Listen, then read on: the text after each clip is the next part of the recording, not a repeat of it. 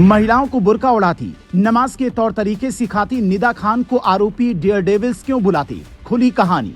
कौन है मलेशिया में बैठा इमरान जिसके इशारे पर रची गई ऐसी कहानी? अंडरकवर एजेंट को लेना पड़ा एक्शन। दानिश शेख ने देवी देवताओं पर गलत टिप्पणी की, शाहरुख ने किया गलत व्यवहार, सीडीआर रिपोर्ट ने खोली कुंडली।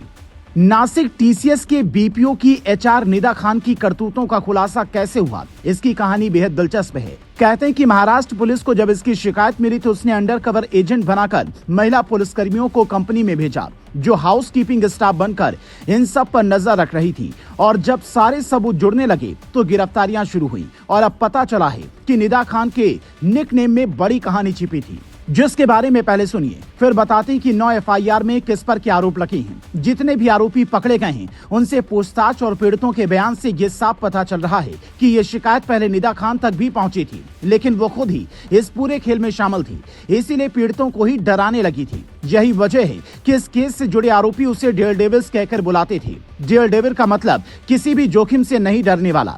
लेकिन सवाल ये उठ रहा है कि निदा खान को ये सब करने के लिए किसने कहा? क्या उसके ऊपर भी किसी का हाथ था? कई मीडिया रिपोर्ट्स में यह दावा किया जा रहा है कि मलेशिया में बैठा इमरान, जो कि एक उपदेशक की भूमिका निभाता था, वीडियो कॉल पर इन सब से बात करता था। दावा ये तक किया जा रहा है कि इन्हें विदेश में नौकरी और लग्जरी लाइफ का लालच दे रहा था। तो सवाल ये उठ रहा है कि क्या वहीं से ही इन्हें ये सब करने के लिए फंडिंग मिल रही थी? क्योंकि ये जो नौकरी कर रहे थे इसमें इन्हें पर्याप्त सैलरी मिल रही थी, फिर ये सब करने की क्या जरूरत थी? तो इसकी जानकारी जुटाने के लिए एसआईटी ने इन सब के बैंक अकाउंट डिटेल और कॉल डिटेल रिपोर्ट भी खंगाली है, जिसमें चौंकाने वाला खुलासा हुआ है। दैनिक जागरण अपनी रिपोर्ट में दावा करता है कि अप्रैल 2024 से जनवरी 2026 के बीच में अश्विनी चैनानी ने अन्य आरोपियों से लगातार संपर्क रखा।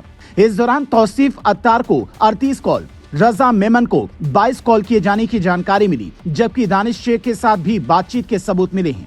अब ये कॉल मामले को दबाने के लिए किया गया था या इसके पीछे कोई साजिश थी, इसका खुलासा होना बाकी है, क्योंकि अश्विनी चैनानी उस कमेटी की सदस्य भी थी जिसके सामने महिलाएं अपनी शिकायत लेकर जाती और उन्हें न्याय मिलने की उम्मीद होती। इसीलिए पुलिस ने चैनानी को भी अरेस्ट किया है, जबकि बैंक अकाउंट में विदेशी ट्रांजैक्शन हुए या नहीं इसका पता लगाया जा रहा है। अब तक की दर्ज 9 एफआईआर ये साफ इशारा कर रही हैं कि ये खेल बड़ा हो सकता है। इसके तार विदेश से जुड़े होने की संभावना है। एफआईआर के हवाले से मीडिया में दावा किया जा रहा है कि पहली एफआईआर में दानिश शेख, तौसीफ उत्तर, निदा खान पर हिंदू देवी देवताओं के खिलाफ आपत्तिजनक टिप्पणी और शादी का झांसा देकर गलत हरकत के आरोप लगे हैं। दूसरी एफआईआर में रजा मेमन, शाहरुख कुरैशी पर गलत व्यवहार, मानसिक उत्पीड़न के आरोप हैं। तीसरी और चौथी एफआईआर में शफी शेख और तौसीफ उत्तर पर महिलाओं को घूरने, अश्लील इशारे करने और निजी जीवन में दखल देने के आरोप लगे हैं। पांचवी एफआईआर में आरोप है कि कर्मचारियों पर नमाज पढ़ने और नॉनवेज खाने का दबाव बनाया गया, उन्हें बुर्का ओढ़ने,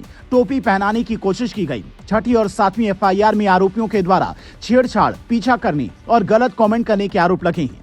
जबकि 8वीं और 9वीं एफआईआर में भी लगातार उत्पीड़न, शादी का दबाव, मानसिक तनाव देने के आरोप सामने आए हैं। ऐसे में सवाल ये उठ रहा है कि क्या ये टाटा ग्रुप को बदनाम करने की सोची समझी साजिश है, क्योंकि पहले से ही टाटा ग्रुप रतन टाटा के जाने के बाद कई मुश्किलों से गुजर रहा है।